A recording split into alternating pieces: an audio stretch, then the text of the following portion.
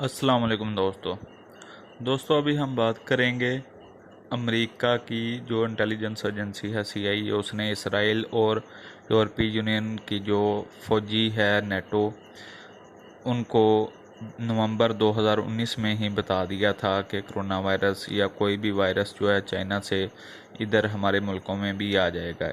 और इंडिया की जो नफ़रत बोई है मोदी ने इंडिया में मुसलमानों के ख़िलाफ़ इस बारे में। दोस्तों इससे पहले कामयाब टीवी को लाइक करें, सब्सक्राइब करें और बेल आइकन का बटन दबा दें। दोस्तों इस टाइम्स ऑफ इसराइल जो कि इसराइल की एक अखबार है, उसने आज अपने आर्टिकल में लिखा है कि नवंबर 2019 में ही CIA जो कि अमेरिका की इंटेलिजेंस एजेंसी है उसने हम इसराइल को और इसराइल की एजेंसी मोसाद को और नेटो को जो कि फ़ौजी डिपार्टमेंट है पूरी यूरोपीय यूनियन को कंट्रोल करता है उसको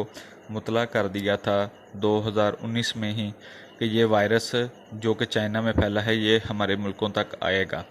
और ये बात उन्होंने अपने अखबार में लिखी है और साथ एक जो सबसे बड़ी अहम ख़बर लिखी है जिससे अमेरिका में एहतजाज करने वाले जो लोग हैं उनमें और ज़्यादा गम गुस्सा पाया जा रहा है। वो बात यह है कि इसराइल की अखबार जो टाइम्स ऑफ इसराइल है उसने ये भी लिखा है कि 2019 नवंबर में जो मोसाद को और नेटो को जो CIA ने बात बताई थी, इसके अलावा ट्रंप को भी CIA ने यह बता दिया था कि 2019 में ही कि ये जो वायरस है ये अमेरिका में भी आ जाएगा और यहाँ पे और भी फैलेगा। लेकिन अमेरिका के सदर जो डोनाल्ड ट्रंप ने इस बात को इग्नोर किया है और ये कहा है कि ये झूठी खबर है, मुझे CIA ने नहीं बताया। अब दोस्तों ये खलश जो कि अमेरिका के सदर और अमेरिकी जो आर्मी चीफ है उनके दरमियान और उनकी इस्टेब्लिशमेंट के दरमियान बहुत सारी खलशें बढ़ गई हैं। ये लोग इसी तरह करते हैं, जब अपने सियासतदान को बदनाम कराना होता है तो मीडिया के ज़रिए उसको पहले बदनाम करते हैं, फिर उसके इक़दाम को गलत करार देते हैं और फिर खुद कार्रवाई करते हैं।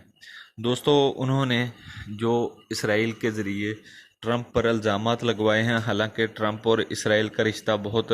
अच्छा चल रहा है। अभी तक वो डोनाल्ड ट्रंप को अपना मसीहा मानते हैं इसराइल वाले। दोस्तों अब ट्रंप पर ये सवाल उठ रहे हैं कि 2019 में अगर तुम्हें पता था तो तुमने वेंटिलेटर्स और दूसरे लॉकडाउन में जो मुश्किलात अब आवाम को आ रही हैं इस बारे में तब क्यों नहीं सोचा। दोस्तों ये तो थी अमेरिका की उनकी इस्टेब्लिशमेंट और उनके सदर के दरमियान जो अख्तलाफात वो अरूज पर पहुंच चुके हैं, जिसका फ़ायदा अब इसराइल और दूसरे ममालिक उठाएंगे। दूसरी तरफ आते हैं दोस्तों इंडिया में जो मुसलमानों के ख़िलाफ़ मोदी ने कैंपेन लॉन्च की है। दोस्तों दुनिया के जितने भी ममालिक हैं उन सब ममालिक के सरबराहों को उठा के और उनकी पार्टियों को उठा के देख लें, किसी ने भी आज तक ऐसा अपने मुल्क में फ़िरकावारियत को हवा और मजहबी हवा नहीं दी जितनी मोदी ने अपने मुल्क इंडिया में दे दी है। मुसलमानों को हिंदुओं के ख़िलाफ़, हिंदुओं को मुसलमानों के ख़िलाफ़, सिखों को मुसलमानों के ख़िलाफ़, हिंदुओं के ख़िलाफ़ करके वो खुद को इस तरह समझ रहा है कि जैसे उसने हिंदू सुप्रीमेसी कायम कर ली है अब इंडिया में। जैसा कि डोनाल्ड ट्रंप इलेक्शन से पहले की बातें करता था और लोग उसे लेकर आए थे, लेकिन बाद में वो खुद ही मायूस होकर उसने अपनी वो जो मंशूर था जिसमें वो वाइट सुप्रीमेसी का बात करता था उसको छोड़ दिया उसने। लेकिन मोदी ने इलेक्शन जीतने के बाद उस बात को और ज़्यादा आगे लेकर गया है। लेकिन दोस्तों आज की 4-5 अखबार जो कि आपके सामने चल रहे हैं उनके टिकर,